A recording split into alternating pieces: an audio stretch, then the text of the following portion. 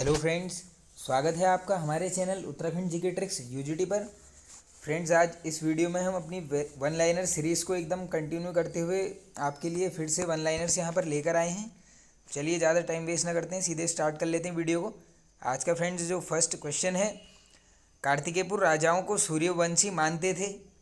ये दोस्तों इन्हें मानते थे बद्रीदत्त पांडे जी। अब ऐसे क्वेश्चंस पूछे जाते हैं दोस्तों, ये जो भी बाहर से वंश आए थे इन्हें कौन क्या मानता है, इस टाइप के क्वेश्चन भी बनते हैं। आगे चलते हैं नेक्स्ट।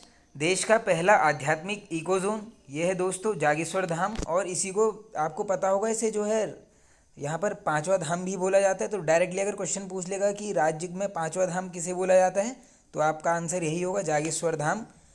आगे चलते हैं। भारत का पहला लाइकेन पार्क कहाँ पर बना? तो दोस्तों ये बनाया गया था पिथौरागढ़ जनपद में। डोबरा चांटी पुल किस नदी पर बना है? अब देखो दोस्तों, ये जो पुल है ये थोड़ा सा करंट कह सकते हो आप, ये बना था 2020 के आसपास। चलिए अभी इसको हम डिस्कस कर लेते हैं। तो सबसे पहले तो एक क्वेश्चन ये बन जाएगा कि देखो हम यहाँ पर इस क्वेश्चन में पूरे डोबरा चांटी पुल को मैं आपको यहीं पर बता देता हूँ सब कुछ इसके बारे में।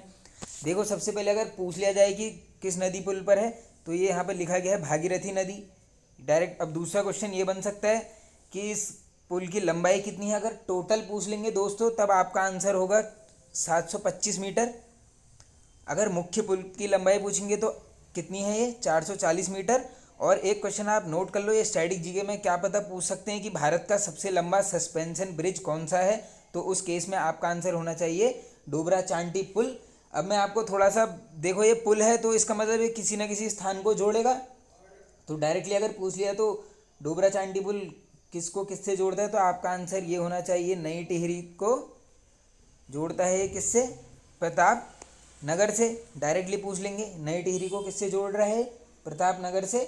और अब दोस्तों इसकी अगर पूछ लेंगे कि ये कब बन के तैयार हुआ, तो डायरेक्टली क्वेश्चन पूछ लेंगे इसका उद्घाटन कब हुआ, तो आपका आंसर होना चाहिए 9 नवंबर 2020 को। ये डेट नोट कर लो, इम्पोर्टेंट डेट है, ये पहली बता दे रहा हूँ मैं।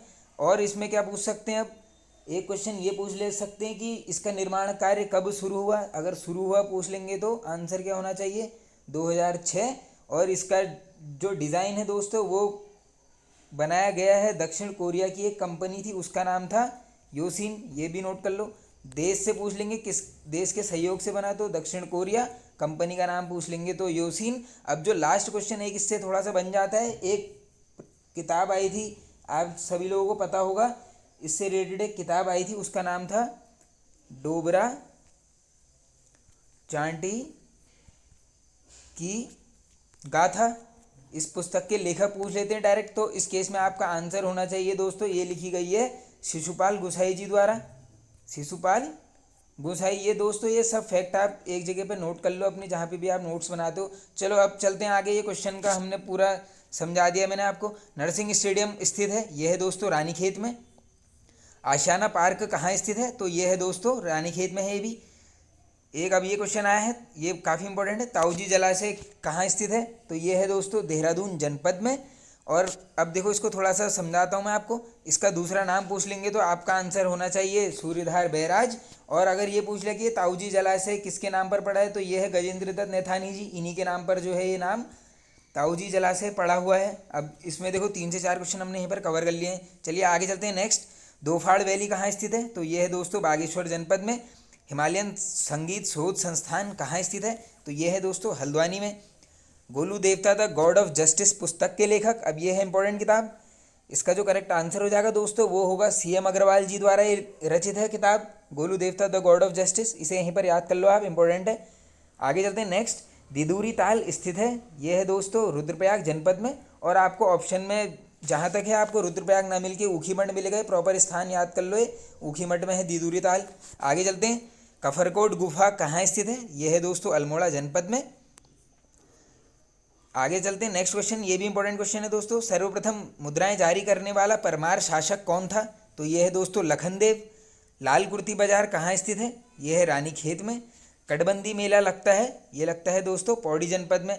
अब दोस्तों आगे चलने से पहले थोड़ा सा एक चीज़ मैं हर वीडियो में आपको बताते रहता हूँ। देखो एक हमने सीरीज़ स्टार्ट की हुई है हिंदी की, जिसमें हम टॉपिक वाइज MCQs को कवर कर रहे हैं। और एक सीरीज़ चल रही है हमारी चैनल पर उत्तराखंड जीके की, इसमें भी हम जो है टॉपिक वाइज चल रहे हैं एकदम, सभी एमसीक्यूज़ को पर्टिकुलर टॉपिक पकड़ पकड़ के उससे रिलेटेड जो भी एमसीक्यूज़ हैं सबको हम कवर कर रहे हैं। वही सब एमसीक्यूज़ जो है दोस्तों आज तक पूछे गए हैं सभी पेपर्स में, उससे बाहर कुछ आना है नहीं, तो उसको आप ज़रूर देख लेना उस सीरीज़ को, आपको एग्ज़ाम तक एकदम सारा सिलेबस कंप्लीट हो जाएगा। उसको हम डेली अपलोड कर रहे हैं। चलिए अब चलते हैं आगे। सती प्रथा का उल्लेख किसके समय में मिलता है?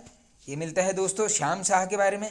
अब देखो ये क्वेश्चन लेने का थोड़ा सा महत्व भी है आपको, ये आपने पढ़ा होगा कि श्याम शाह की मृत्यु जब हुई थी तो इसके साथ इसकी 60 रानियाँ जो थी इसकी, जो इसने 60 शादी की थी वो सब सती हो गई थी।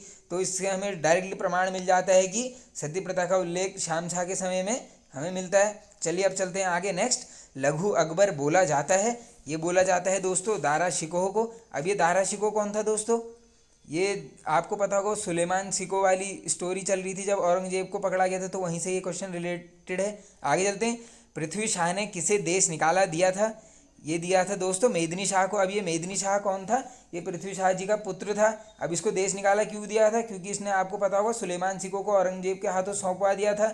इससे पृथ्वी शाह जी जो है नाराज़ हो गए थे, क्योंकि उन्होंने मेदिनी शाह को उसको जो है सुलेमान शिकोह को बचाने का वचन दिया था वहाँ पर। अब जो भी है ये स्टोरी नहीं पूछी जाएगी आपसे, डायरेक्टली क्वेश्चन यही बन रहा है, पृथ्वी शाह ने देश निकाला दिया किसे?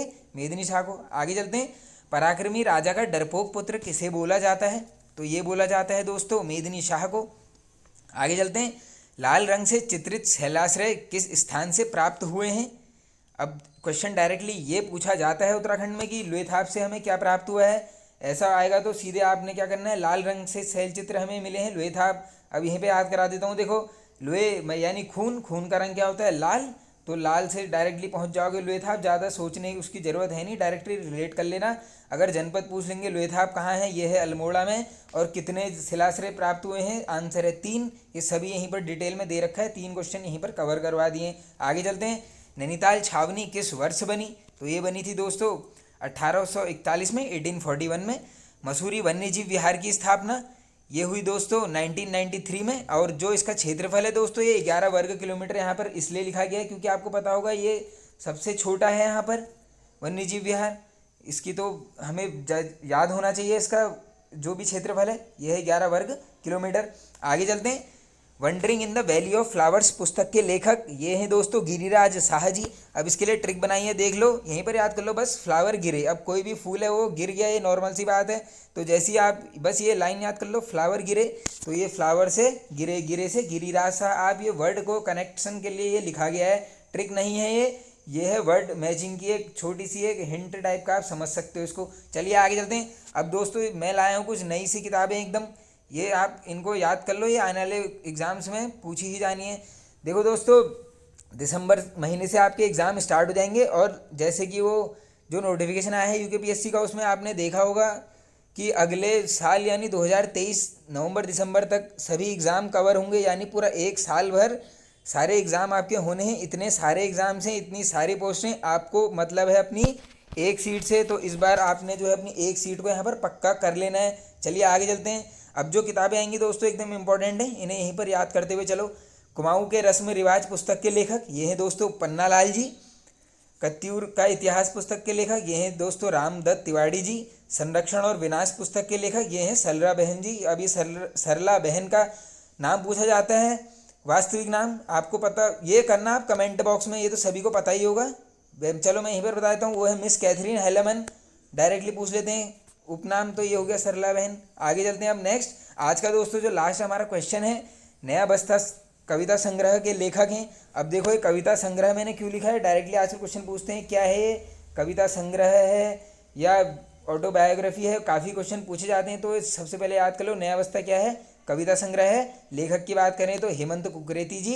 अब इसके लिए जो वर्ड मैच करा के हे माँ नया बस्ता लाओ, अब हे माँ से आप डायरेक्टली पहुंच जाओगे हे मन, ये साउंड हो रहा होगा आपको हे माँ जैसा, और नया बस्ता से नया बस्ता ये जो कहानी है।